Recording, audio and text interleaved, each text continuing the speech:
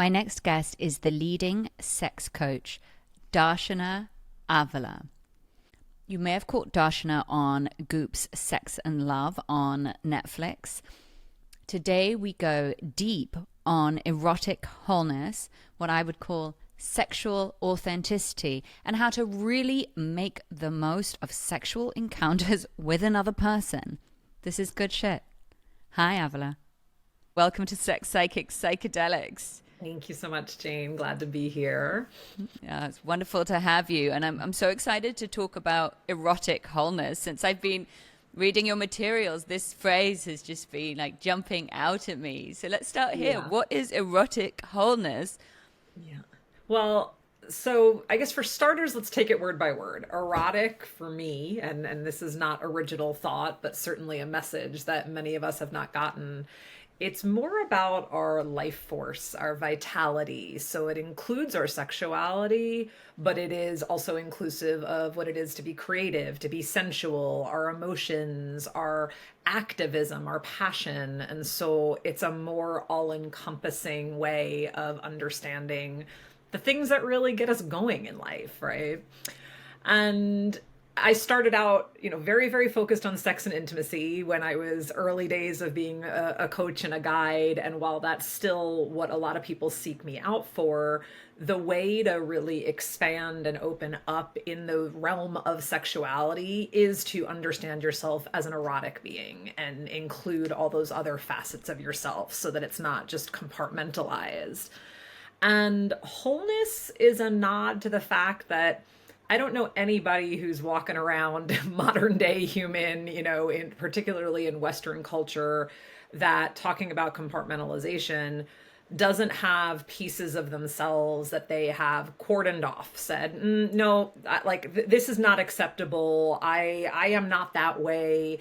So to embrace our wholeness is to make room for the beautiful mess of our humanity, to understand the inner children and the escapists, and like all these parts of ourselves are always in the room with us. Our grief, our rage, it's there too. So when we really get curious about how that can be integrated, again, we are more present, we are more available for all our interactions. And when it comes to intimate ones, that's what really lets it be liberating and super joyful and satisfying. And that's what most of us want. So we're here to help people find it. This is great. And actually, it makes me want to jump straight into a personal example, if that's all right. Yeah, absolutely. Only last night, I was getting some precious time with my boyfriend. And, but it was kind of in the middle of, all the other parts of life. And I was just noticing, and we only had a short amount of time. Mm-hmm. So there was also, I guess, a feeling of pressure, like, let's make sure that we get it on and make the most of it. But I just felt like I had so many people in my head. I had my daughters were in my head, my parents were in my head. And then I had all these work situations in my head. And I was actually thinking about, do you know Emily Nagoski? Yeah. I love her. And I remember her talking about sexuality as a sort of complex switchboard, or female sexuality as a complex switchboard of turn-offs that need to be turned off and then turn-ons that need to be turned on. And I just felt like last night my switchboard was just too busy. Mm-hmm. That totally makes sense. Yeah.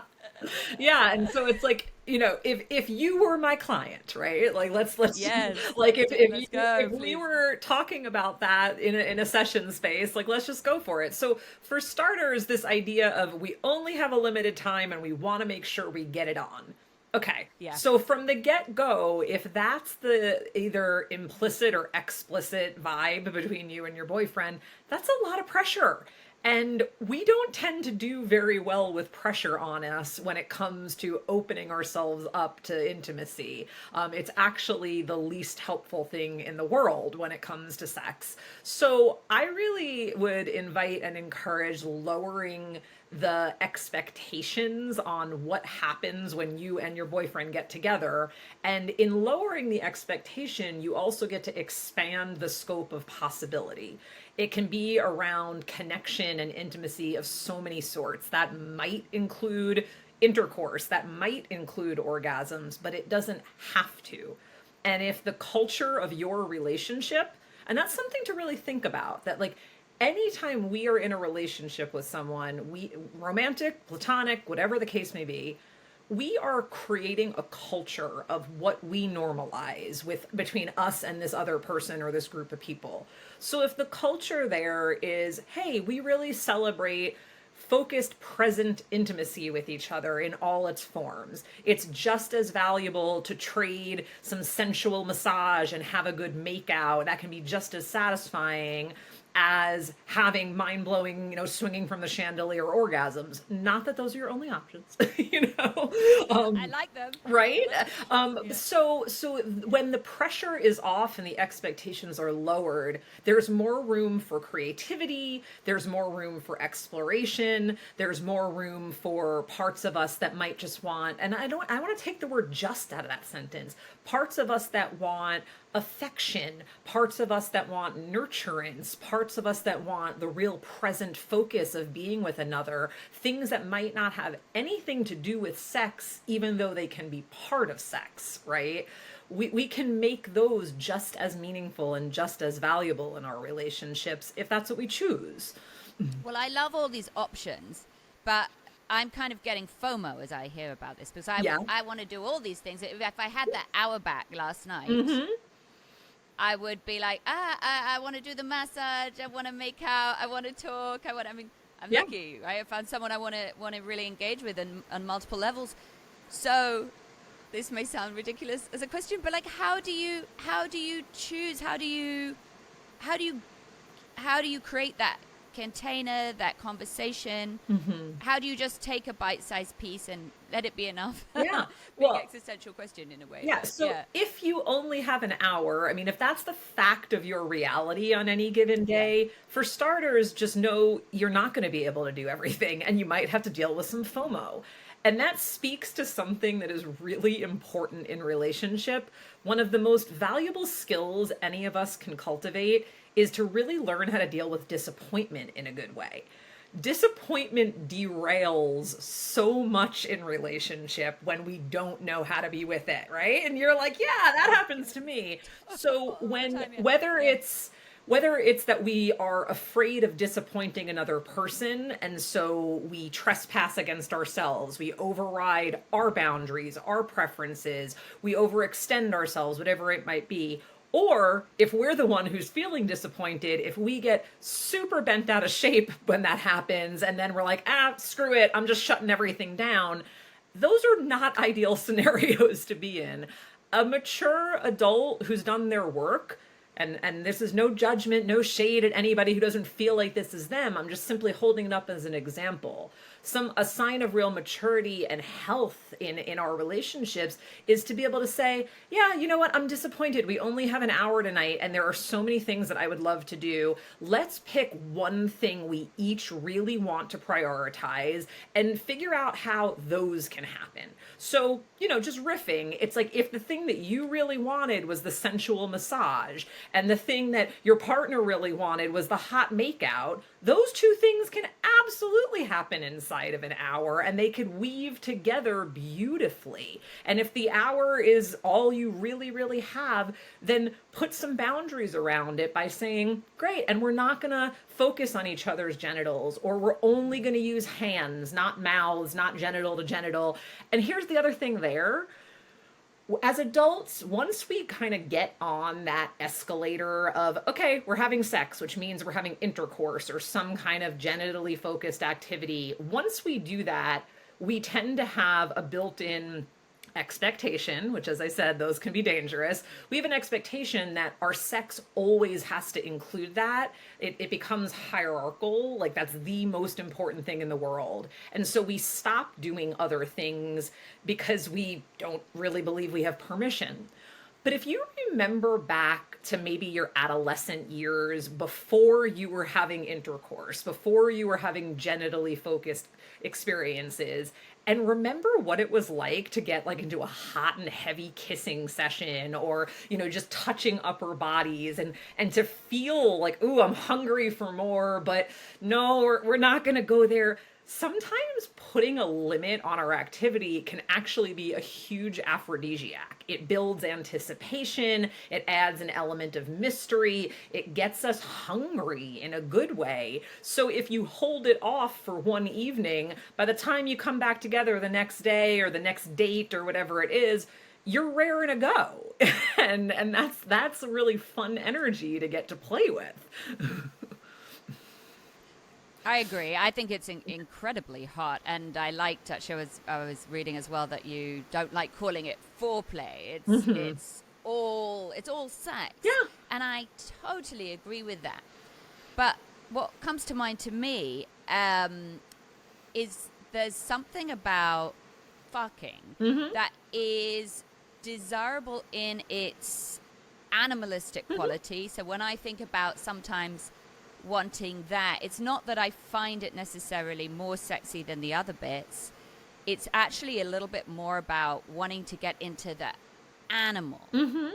Yeah, which is completely valid. I mean, don't get me wrong. I love to fuck, and I love, I also, what I love to do is I love to kind of wrestle with my lovers and tussle and use our bodies in animalistic ways.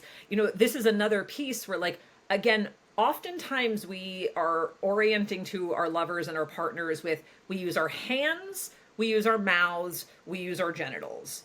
What about the rest of us? What about like nuzzling your face into their chest, or pushing shoulders against each other, or your whole body weight wrapped up and tangling around? That could be a form of play that doesn't have to include a penis and a vagina or any other genital contact. And again, it can include that. I am not knocking any of this, but I want people, you, Jane, and anybody listening, it's like, I want us to start really expanding the scope of our possibilities, because that really blinders on narrow, it has to be our baseline definition of sex, just cuts us off from the options that exist. And I will say this on the subject of like things that are just absolutely delightful.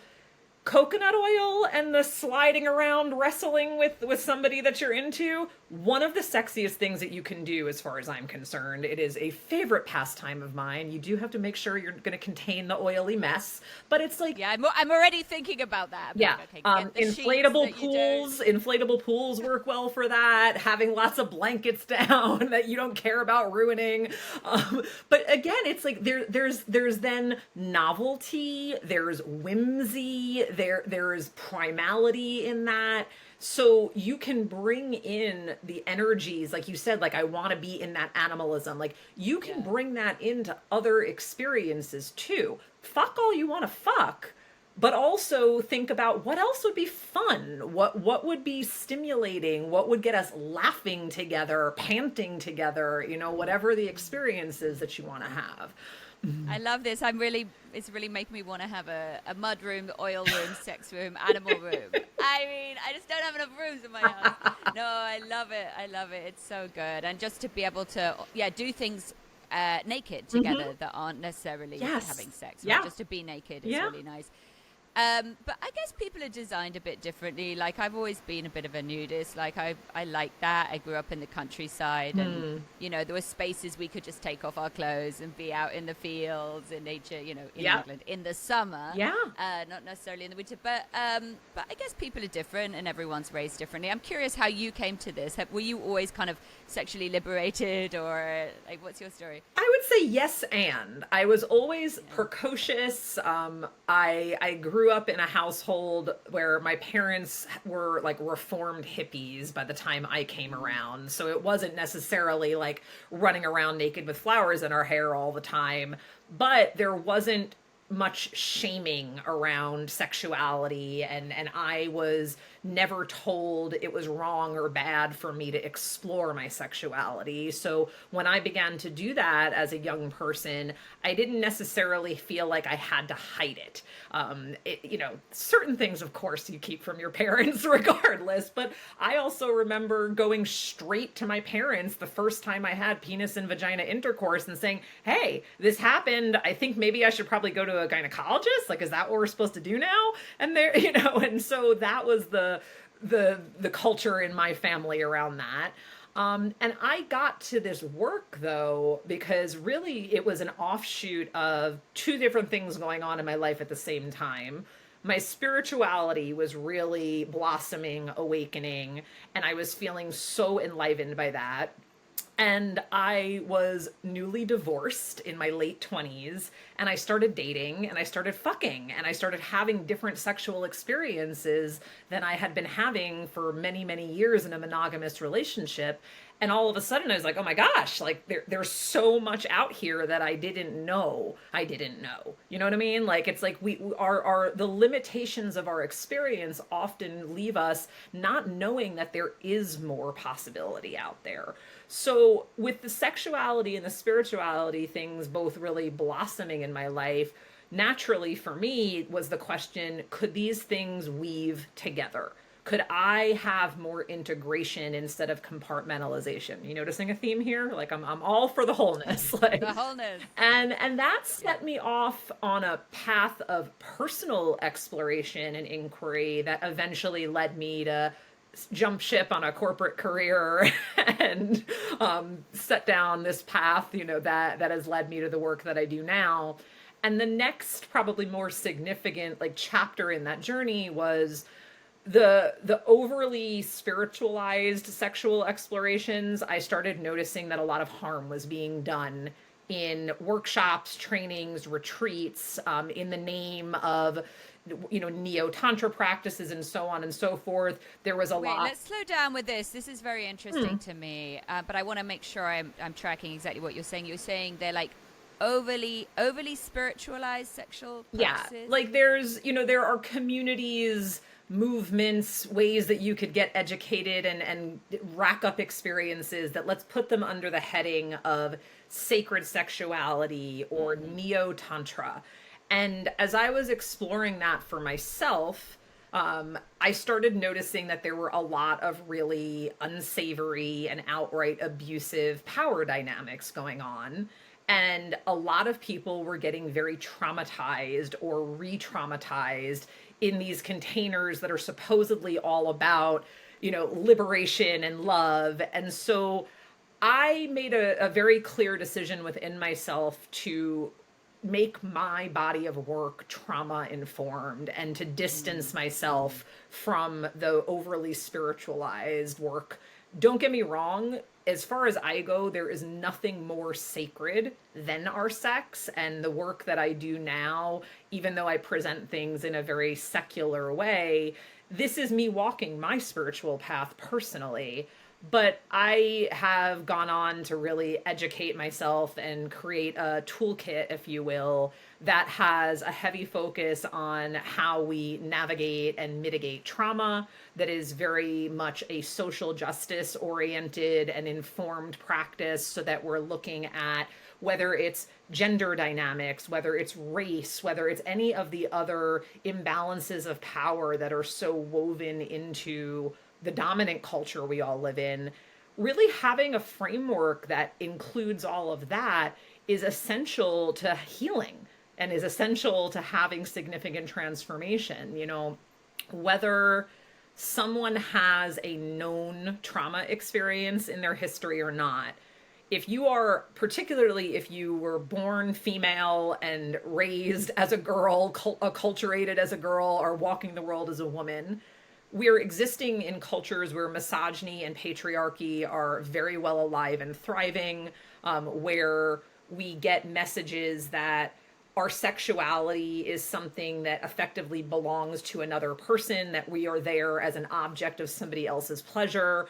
We should trade on that up to a certain point, but we can't be too sexual. And, you're damned if you do and you're damned if you don't. So having a framework that takes all of that into account and helps people connect with, again, this is bringing it back to erotic wholeness, connects to the true essence of what it is for you to be erotic, not just to be a sexual object that the culture says you can be this, you can't be that, but to connect with that part of you that always was and always will be, to liberate that, to give permission for that. Well, that's where the big work happens. Gosh, I mean, there's so much here. Yeah, there is. When it comes to trauma, my understanding has really evolved mostly through EMDR, Yeah. which is a trauma healing technique. I know but for listeners, it's a trauma healing technique that gets kind of tacked on to psychotherapy and a way of processing trauma. One thing I've really learned from EMDR is it's not just what happened. Yeah. It's kind of the juices you were pickled in as a young person. Yeah. In my own experience and my own family history, I always thought something had happened, and I searched for it for a long time. I thought there was an event Yeah. that had happened in terms of sexual abuse to me. And I searched for a long time, and I didn't find anything that had happened. What I did find is themes and currents that had run down through my family history of kind of objectification, adults looking at children in inappropriate ways for too long, my mother's generation being sexualized inappropriately, and how that had kind of caused a friction and a tension and an a sort of self-objectification in me. Yeah.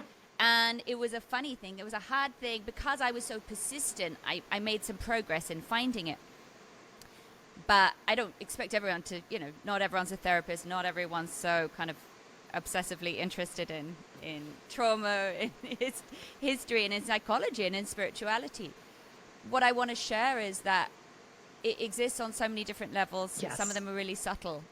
So sometimes there's a rape, but sometimes it's like your mother got raped, or your mother got looked at the wrong way for a long time, or you did when you were a child, and it was there in the air, but it didn't necessarily happen. It didn't have to necessarily happen on that level, the Correct. physical level. It's how you're being perceived. It's how you're being treated. It's how you're being thought of. We're little sponges. We pick up this stuff at a young age. So there's that level. Absolutely. Right? So there's Absolutely. there's what happened. There's what happened energetically. And then there's what's happening in culture at large. I'm really fascinated by what's going on in mainstream porn, and the fact that incest is such a massive theme. Yeah. And it feels like, in our sexuality, I think there is a drive towards wholeness. There is a drive to work things out, which is why we're often attracted to things that feel like a little shameful or taboo. But then you look at what's going on in mainstream porn, where oh God, I don't know what the stats are, but it's probably like 2 out of 3 videos in mainstream porn are involving incest. Yep. Some kind of simulation, whether and that it's like step sibling, step parent, is like the code for it. Inching towards it. Yeah. And it's so interesting because just I am giving a talk that is both related but not exactly to this soon. I was just working on my content last night, so this is timely. Awesome. Because what it is, we are innately, like, our psyche can very readily eroticize not just the things that we are attracted to and gravitate toward and would say that we like, but often resolution comes in the form of eroticizing things that we resist, that we reject, that we find abhorrent. So that's why something taboo like incest is actually a really compelling pool that a lot of people want to swim in. But I think the problem with how it's depicted in mainstream porn is it's only playing into the salacious surface level taboo. It's not actually giving any real acknowledgement to what's underneath that for most of us, which is my version of this is I decided when I was very, very young that I was going to be like a boss. I was going to be ambitious and driven. I was going to trade on my intellect. And so I really distanced myself from a lot of the sweet, innocent, more feminine, girly girl facets of me. And I wasn't then moving in the world as that. And so those parts of me were not being related to. So fast forward to adulthood and fast forward to like having some actual insight that I'm about to share with all of you about how this works. I love role playing as younger versions of myself because then they get to be seen. They get to be given affection and attention. So it's not actually so much about incest in its own right. It's about a part of myself that was relegated to the sidelines, to the shadow for so long, being invited into a scenario where I'm getting validation, affirmation, affection, pleasure. And that actually helps my sense of wholeness. It helps my sense of power, and it can be super hot and pleasurable. I get that talking about this without that kind of context, or maybe even with that context, can be very confronting to a lot of us because we are shown it as this really like salacious thing. And, you know, I was just talking about power imbalances and trauma. And so anytime, you know, particularly if it's age-related play, if it's a father-daughter, mother-son type dynamic or whatever it is, there's also things to explore there around power. But the emphasis that I want to make is, yes, mainstream porn is very, very problematic in its depiction of these things, but the psychology behind it and the potential for this form of kink, because it is a kink, to be something that could be really healing is very real. So there's a lot under the surface. There's a lot under the surface. Yeah, thank you so much for all of that. Yeah, and look, I may be bringing my own shit to the table here, but when I see the mainstream porn focusing on incest, where I go to with it is grief, that the family is broken. Yeah. That's what it feels like to me. I feel like the American family is broken. Our connection to the sacred right relationships that can exist in family is broken. And maybe what this porn is showing us is that it wants to heal. Mm-hmm. It wants to heal, but it doesn't know fucking how. It's like stuck. Yeah. And I think that that's very valid. I mean, there is so much up for healing in our culture. There is so much that is fundamental to our humanity, to our dignity, to our sense of belonging.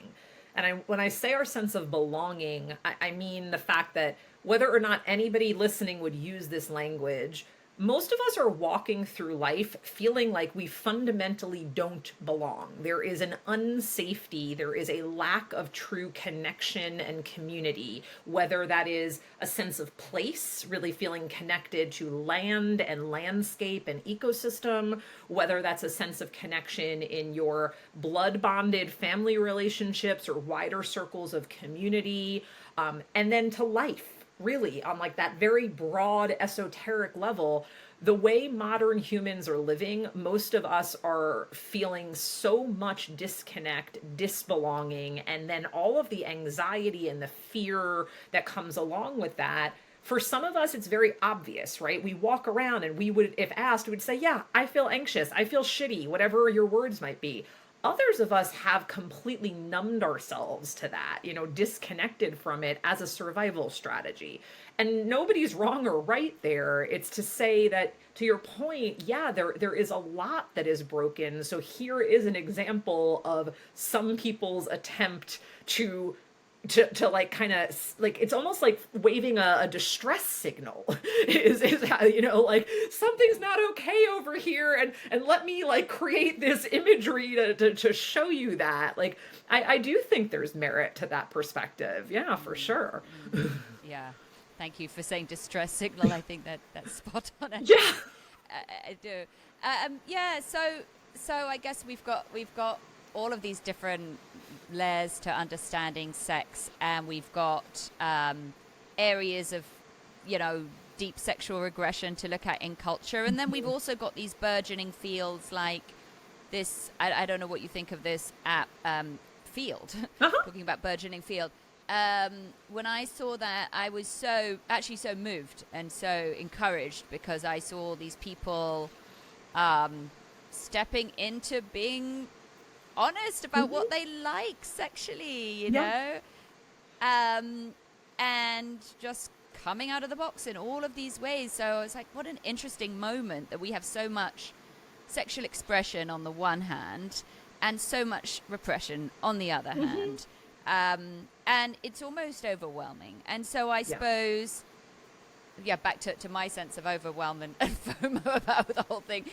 How do we sort of, in a way, shelter ourselves from these multiple pressures and perspectives and these overwhelms, and go back into the you and I having an experience together and allowing it to be whatever it is? Okay, there's a lot to respond to there. Sorry. Talking about FOMO, right? I mean, having been on field for a number of years personally, I could tell you. Tell me. Like, I mean, it is fantastic. And I remember feeling much like what you described when I first encountered field. And I was like, oh my God, my people, like, you know, like people who are willing to say, this is what I like, this is what I'm into. And for those who are listening and may not know, this is an app that caters to sex positivity, queer, kink, alternative relationship styles, so that, you know, if you are already married or in a committed partnership that is open in some way, like, here's a place where you can say that without any kind of shame and seek people who are down. If you have a particular kink or somewhere on the BDSM spectrum that is really exciting to you or important to you to have in your relationship, you can say that here. And it's like a truth in advertising kind of experience. Now, the downside in my experience on Field is just like any other dating app and all the things that we hear people saying. It's like, it's a numbers game, and people don't always read the profiles, and there's ghosting, and there's needle in a haystack kind of like, am I going to ever find someone who but really, really meets me? You know, like, that's a both ends. So there's my little commentary on Field. But you said something else about, like, how do we shelter ourselves from all this like polarization and craziness and intensity, so that when we are, as I understood what you said, like when we are connecting intimately with our person or our people, like we can really kind of create a sacred space there. Is that what you were asking? Yes. Kind of? Yes. And I think, you know, it's an interesting choice of words to say shelter. I'm of the mindset that we have a responsibility to really bear witness to the reality that we're living inside of. And so I wouldn't go for a word like shelter in that case. I would say, like, okay, we acknowledge all this that's going on out here, and that becomes even more fuel and motivation to say, now let's be really intentional in how we create space together, in how we spend our time and our energy with one another. Like, we know that it's a crazy world full of all sorts of double standards and major traumas and things that need healing and that are a giant mess. And that can become all the more motivation to tend our relationships well, with care, with like, I'm gonna like exquisite focus. That's what comes to mind for me. And that's going to include, though, particularly if you're in a more emotionally invested relationship, you might have to do some processing around what's going on in the wider sense. There might need to be some space for your grief, for your rage, for your confusion about it all.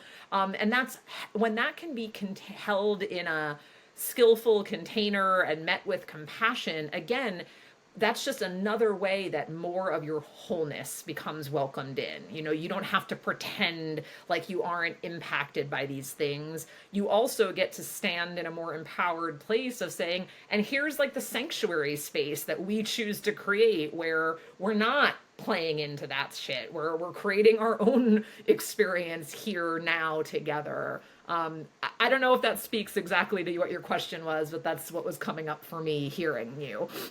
Yeah, I mean, the image that was coming to mind for me was, you know, when you first light a candle and it wavers, and sometimes you need to put your hands Like cup it to give it, yeah. yeah. To me, that's the sort of the sheltering, the holding, the saying, like, yes, it's some sense of protection of the moment, because there are these wilds, and particularly when you're single and you're trying people on and people are experimenting with all these different things, at least in the world, I think more that you and I are in, is like there's a lot going on. There is. And there's a lot of identifying of like upfront identifying of like, these are my styles, this is what I want, and like there's a lot of it's quite political, there's a lot going on. And I guess for me, and I love intimacy and softness, so this is also my, you know, bias, I suppose. But I want to say, hey, let's just be still together. You know, even with someone new, like, how do we slow it down without being like, again, like neo-tantric assholes and like inviting some fucking breathing meditation into the thing, you know? It's like, just how do we do it? Well, neo-tantric assholes do not have a monopoly on slowing it down. I can tell you that is like very possibly the number one thing that I am constantly emphasizing with my clients, with my students, slowing down to the pace of presence. Slowing down to really linger and savor what it feels like when you're touching, kissing, moving in different ways. Slowing down so that you can sync your breath up with each other and actually create a foundation of relaxation before arousal is building. So that's another thing that I think is such an important little nugget for folks to take away, this concept of relaxed arousal, and it's in that order. Relax together first. Take some deep breaths, have a slow hug, let your hands move on each other's bodies along the periphery before you start coming into the most sensitive bits in the center. It helps our nervous systems to settle. It helps us to become more receptive to the intimacy that we want to share. And by the time the arousal starts building, you're getting more turned on, things are heating up, speeding up. You actually can take that in so much more fully when it's built on a foundation of really feeling relaxed and safe and receptive. That gets missed so often because whether it's porn, whether it's movies, whether it's, you know, just the fumbling around in the dark that teenagers do together, where it's like the blind leading the blind without ever having had a genuine education, because sex education is sadly, you know, abysmal still in most instances. Like, this is a way to actually create that container that allows your intimacy to be not just an escape from reality in the way of like, let's avoid it and act as if it doesn't exist, but more like a sacred space, more a place where you get to intentionally put those things down and come and enjoy another facet of what it is to be human, of what it is to live in this day and age, in this place and time, right? Like, that's a choice you could make. And the way you approach your sexual encounters and your intimate encounters is going to determine whether or not you fulfill that, you know, or you override it. Yeah, I mean, what you're saying is taking me back to the beginning of the conversation when we were talking about, you know, early days sex where you just do the one thing. You know, you go to whatever first base or second base. I wish I could remember which base is what. I think they've actually changed. Oh, have they? I'll have to update myself. Because I remember first base was kissing, second Okay. base was getting your boobs touched, third base Yeah. was going for the genitals, and then home run was sex, was intercourse. That was my But I teenage mean, experience. thank you for the clarity. I wish I'd met you when I was 12. But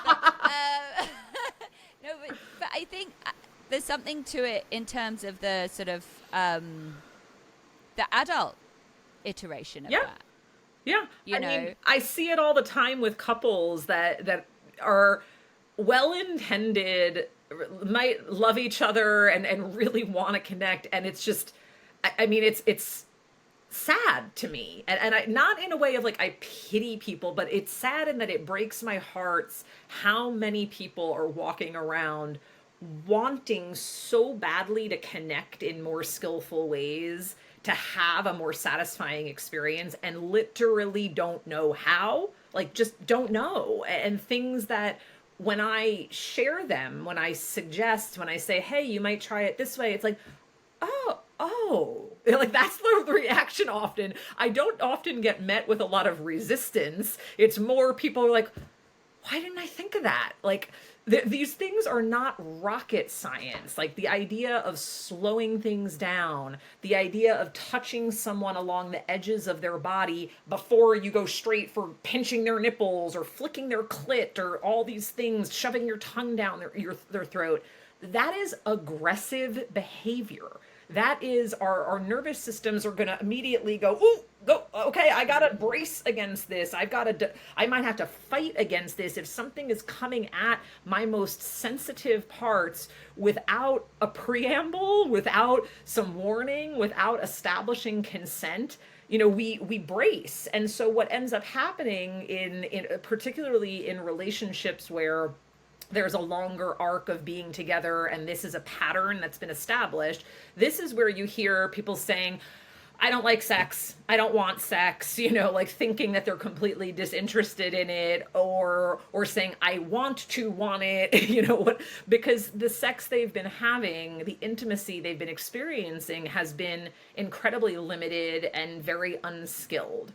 So everything that we're talking about is about expanding beyond those limitations, widening the scope of possibility, and bringing in some fundamental skills that truly are not rocket science, and yet they are huge game changers when you learn them and really embody them.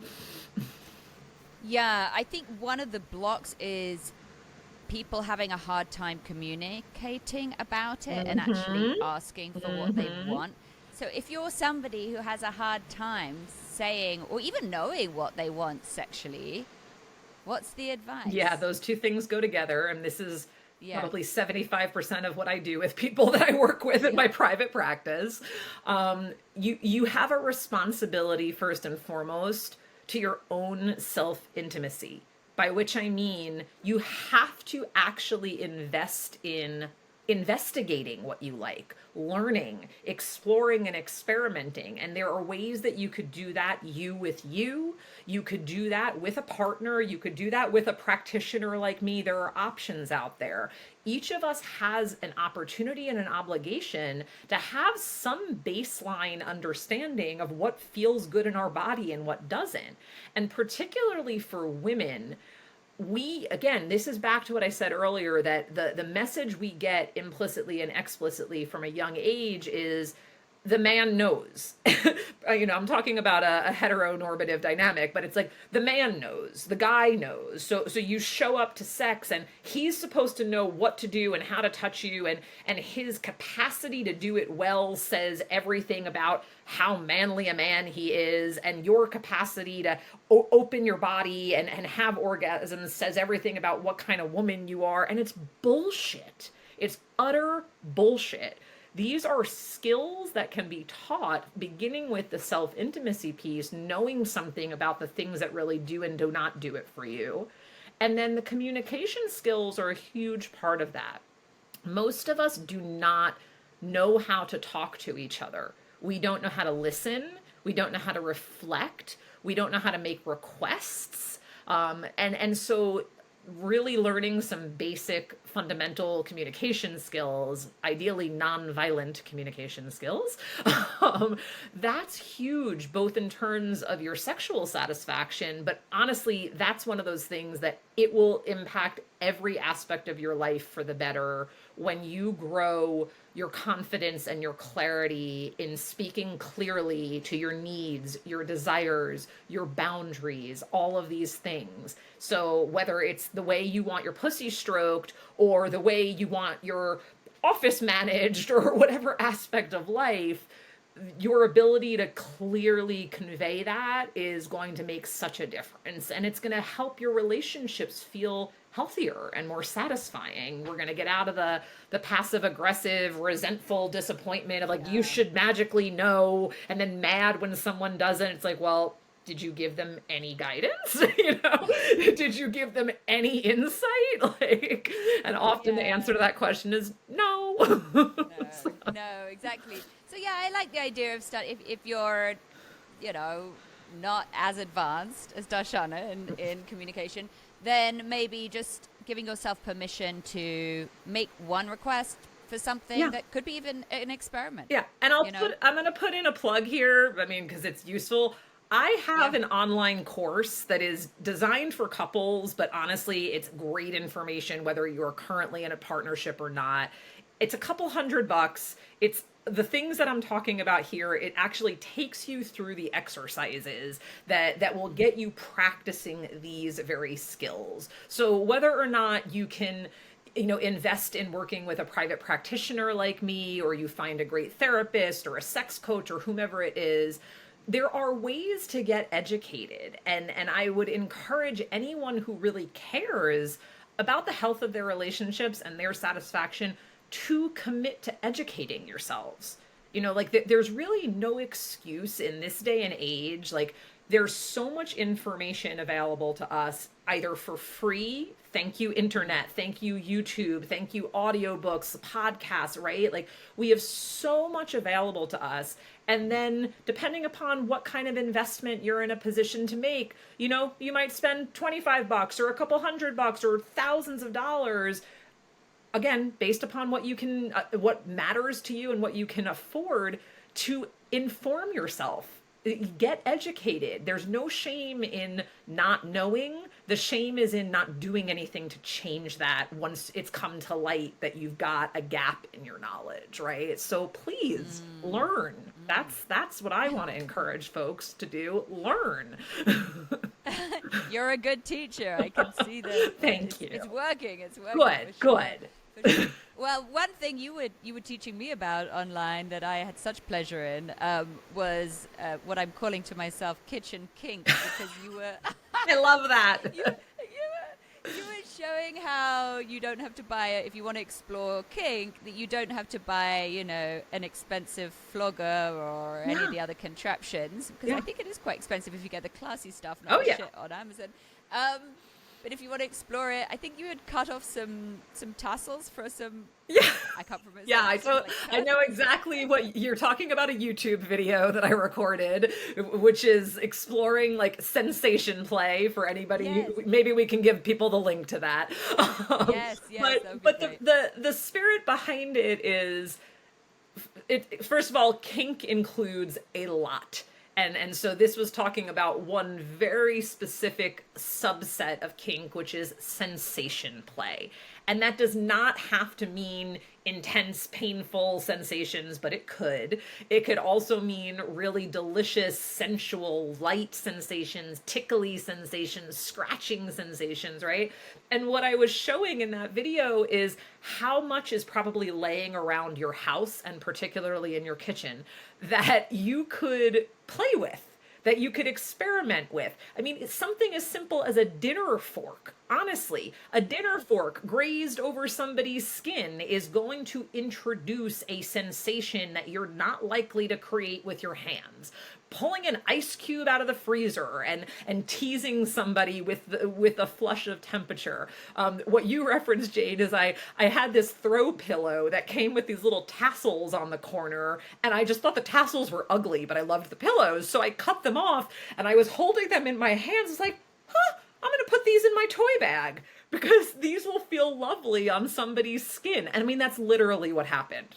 True I mean, if story. you get a mop, maybe a clean mop, unless you But make it's it true, dirty. you know, But like it's true, right? they sell these little like feather toys at like sex shops. It's a duster, right? It's a glorified feather duster. And the truth of the matter is, you might get better quality buying an actual feather duster that is more durable versus some flimsy little sex toy. So I think we're onto something here, and I must just put in a bid for the good old-fashioned spatula, because I don't think that would be a problem. no, a do little. the I mean, spatula spanking. and then right there's going to be a difference between a wooden spatula, a plastic spatula, a spatula that Right. has slots in it, one that's solid, right? I mean, so if nothing else, I hope people listening to this, and certainly you, Jane, are going to take away. I mean, I'm getting kinky in my Right, kitchen. but I I'm the emptying the drawers. but here. what's underneath all of this is a willingness to be curious and creative. That's it. And play, right? Yeah. Play. Yeah. Have fun. Yeah, experimentation, curiosity, playfulness, creativity. These are such valuable allies as we explore our erotic nature, as we expand what our sexuality can be like. There is not a rule book out there that everybody must follow. We really are making it up as we go, figuring out what we like, what we don't, where the overlap is between us and any other person, right? So that I get can feel overwhelming for many of us. And also, I hope that even in some small way, it feels encouraging, that you feel a greater sense of permission to try things on. You know, like the worst case scenario is actually a best case scenario. You're going to learn something no matter what. You might learn, I don't like that. I don't want to do that again. Cool. Great information to have. Or you might learn, hey, that was wonderful. I definitely want to do that again. Or I liked this aspect, but not that aspect. So next time I'm going to adjust it. It's all an experiment, and you're learning something valuable no matter what the outcome is. So have a little fun with it. Exactly. It's not a test, it's a treasure hunt. Yeah. Thank you so much. What a beautiful ride speaking to you. You're a powerful teacher. Thank you, Jane. It's been a pleasure. I'm grateful that we got to have this conversation. It's tons of fun for me. That's amazing. That's amazing. So what I'd like to do to wrap up is just ask you what your wish is for the future of your work. And then also, where can we find you, and where can we find these beautiful courses? Yeah. I love that question. I mean, my wish, truly, my commitment is I am here to nurture a culture of erotic wholeness. That is my why. So my wish is that more and more and more people get clued into the fact that there's so much more available than we've realized, that you get to hear conversations like this and then explore for yourself and tell your friends. Please spread the good word. Like, that's how we are going to change our dominant cultural experience. So that's my answer. And as far as where people can find me, my website is my name, darshanaavila.com. My YouTube is Darshana Avila. We will make sure that there are links specifically to the course that I mentioned, to the YouTube video we talked about. I do put content out on YouTube. I've just been on a little bit of a hiatus, but that's picking up again, so you can get back to that whole free information comment, right? Ton of content there. I would love to be of service to anybody's journey who's listening to this, whether we ever meet each other directly or not. You know, this information is here for you. This inspiration is here for you. So please take advantage of it. Thank you so much. Yeah.